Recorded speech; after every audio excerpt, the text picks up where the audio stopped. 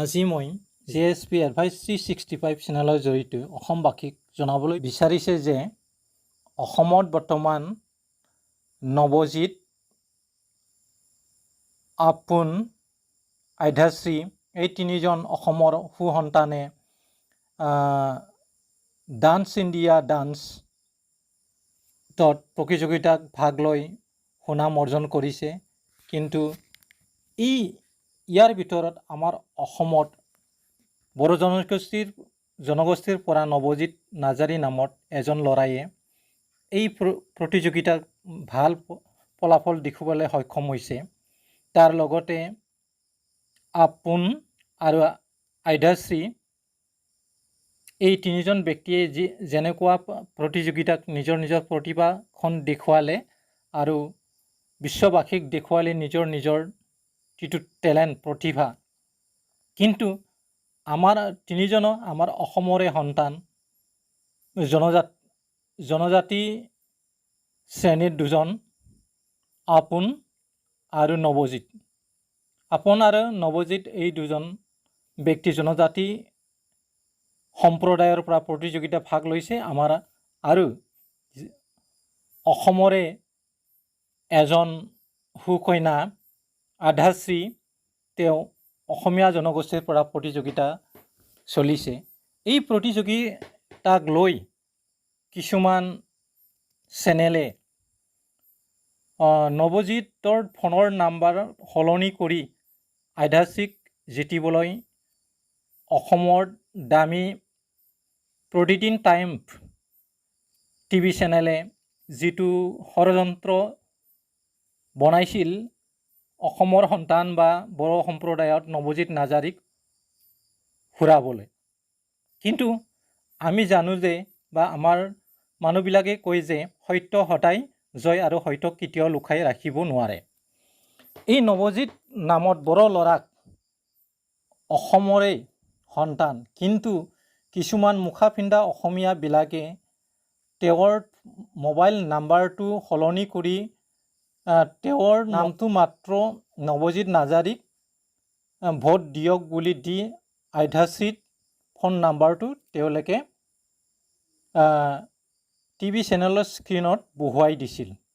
ইয়াৰ পৰা আমি জানিব পাৰোঁ যে অসমত থকা ট্ৰাইবেল কমিউনিটিৰ ওপৰত অসমৰ ইল্ডাৰ ব্ৰাদাৰ অসমীয়াবিলাকে কেনেকৈ হিংসা চকুৰে চাই বা জনজাতি সম্প্ৰদায়ৰ মানুহবিলাকক উন্নত হোৱাটো তেওঁলোকে কেতিয়াও নিবিচাৰে।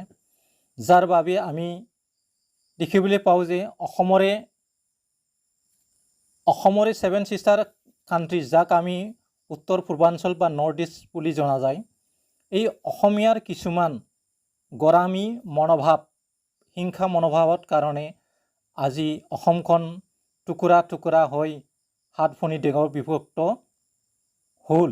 আৰুতো কিমান ভনী তেওঁলোকে বিলাব লাগিব তাক আমি চিন্তা কৰাৰ প্ৰয়োজন হৈ পৰিছে। কিন্তু আমি জনজাতি সম্প্ৰদায়ৰ মানুহবিলাকে কেতিয়াও অসমীয়া জাতি, ভাষা, সংস্কৃতি বা অসমীয়া জাতি নিশেষ হওক বা শেষ হওক বুলি তেওঁলোকে কেতিয়াও হিংসা মনোভাৱ তেওঁলোকে নলয়। তেওঁলোকে অসমীয়া জাতিৰ ভাষা সংস্কৃতি জীয়াই ৰখাৰ কাৰণে বিভিন্ন ক্ষেত্ৰত তেওঁলোকে অৱদান দিয়া দেখাবলৈ পাওঁ। কিন্তু বড়ো সম্প্ৰদায়ে নৱজিতক লৈ যিটো ষড়যন্ত্ৰ প্ৰতিদিন টিভি চেনেলে কৰালে, এইটো আমাৰ কাৰণে গ্ৰহণযোগ্য নহয়। আৰু ভৱিষ্যতেও যাতে বড়ো সম্প্ৰদায় বা অন্যান্য জাতিৰ মানুহে হওক, ই ৰাভাই হওক বা কাৰ্বিয়ে হওক বা মিচিঙে হওক বা অন্য জাতিৰে হওক বা অসমীয়াৰে হওক, আমি ভাল চকুৰে বা সমান চকুৰে আমি চাব লাগিব। যিহেতু আমি অসমৰে সন্তান, অসমৰ ভৱিষ্যত আমিয়ে গঢ়াব লাগিব।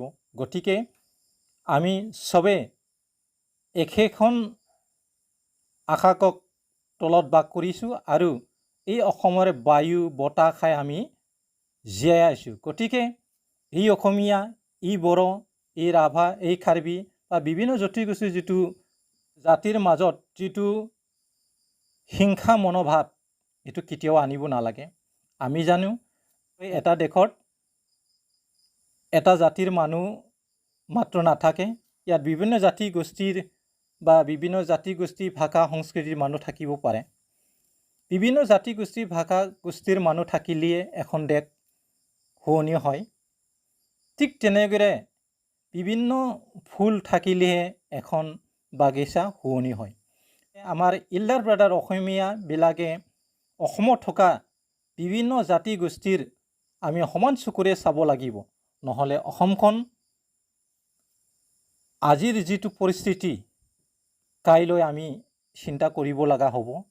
বিভিন্ন সৰু সৰু জাতিবিলাকে বৰ্তমান নিজৰ নিজৰ ভাষা সংস্কৃতি ৰক্ষা কৰাৰ কাৰণে, যেনে কাৰ্বিবিলাকে কাৰ্বি অট'নমাছ কাউন্সিল লৈ গ'ল, বড়োবিলাকে BTAD বা BTC নামাকৰণে এটা মিনি ষ্টেট চলালে, দেউৰী অট'নমাছ, মিচিং অট'নমাছ, ঠিক তেনেকুৱা বিভিন্ন জাতিগোষ্ঠী এতিয়া সৰু সৰু কাউন্সিল লৈ তেওঁলোকে শাসন চলি আছে আৰু নিজৰ জাতিৰ ভাষা সংস্কৃতি ৰক্ষা কৰাৰ নামত তেওঁলোকে কাম কৰি আছে। আৰু তেওঁলোকে এই অসমত বা এই পৃথিৱীত নিজৰ জাতিৰ ভাষা সংস্কৃতি তেওঁলোকে প্ৰতিষ্ঠা কৰিবলৈ চেষ্টা কৰি আছে। গতিকে অসমখন যিটো পৰিস্থিতি বৰ্তমান অসমীয়া ভাষা সংস্কৃতি যেনেকৈ পেচ চলি আছে, এইখন আমি সমাধান কৰিব লাগিলে অসমত থকা বিভিন্ন জাতি গোষ্ঠীক আমি অসমীয়াৰ সন্তান বুলি আমি ভাবি ল'ব লাগিব আৰু তেওঁলোকৰ সা সুবিধা বা তেওঁলোকৰ যিটো হিউমেন ৰাইটছ, এই হিউমেন ৰাইটছবিলাকক তেওঁলোকক দিব লাগিব। আৰু এখন দামী TV চেনেল প্ৰতিদিন টাইমে যেনেকুৱা বড়ো জনগোষ্ঠীক উন্নত হোৱাটো তেওঁলোকে বিচৰা নাছিল, আৰু এটা TV চেনেল যেনেকৈ দায়িত্ব আছিল, তেওঁলোকে ইয়াত বিভিন্ন প্ৰুভেডাৰ থাকে, তথাপিও তেওঁলোকে নৱজিত নাৰ্জাৰী নামটো সলনি কৰি যিটো ৰাজনীতি কৰিবলৈ ওলাইছিল, আমাৰ বড়ো কমিউনিটি সম্প্ৰদায়ৰ পৰা আমাৰ অসমীয়াৰ প্ৰতি ঘীণ মনোভাৱ নাই। যাৰ প্ৰতিভা আছে সি জিতিবয়ে, সি কাৰ্বিয়ে হওক বা বড়োই হওক বা অসমীয়াই হওক। কিন্তু আমি এই তিনিটা অসমৰে সুসন্তান নৱজিত, আধ্যাশ্ৰী, অপোন, তেওঁলোকক জিতাৰ কাৰণে আমি ভোট দিছোঁ আৰু বিভিন্ন জাতি গোষ্ঠীৰ মানুহে তেওঁলোকক নিজা ইচ্ছা অনুযায়ী ভোট দি জিতালে। তাৰ বাবে আমি অসমত আৰু উত্তৰ পূৰ্বাঞ্চল লগতে ভাৰতবৰ্ষত থকা বিভিন্ন জাতি গোষ্ঠীত আমি ধন্যবাদ যাচিব লাগিব।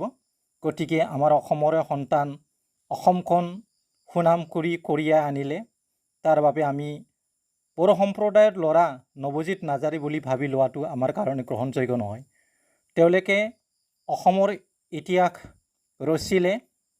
এতিয়া বৰ্তমান যি ষড়যন্ত্ৰ নৱজিত নাৰ্জাৰীৰ ওপৰত আমাৰ অসমীয়া ভাইসকলে কৰিছিল, তাৰ বাবে অসমীয়া প্ৰতিদিনত চিফ এডিটৰ বা এক্সিকিউটিভ এডিটৰবিলাকে তেওঁলোকৰ নিজৰ ভুলটো স্বীকাৰ কৰি ল'ব লাগিছিল, কিন্তু তেওঁলোকে গোড়ামী মনোভাৱ লৈ তেওঁলোকে নিজৰ ভুলটো স্বীকাৰ নকৰিলে।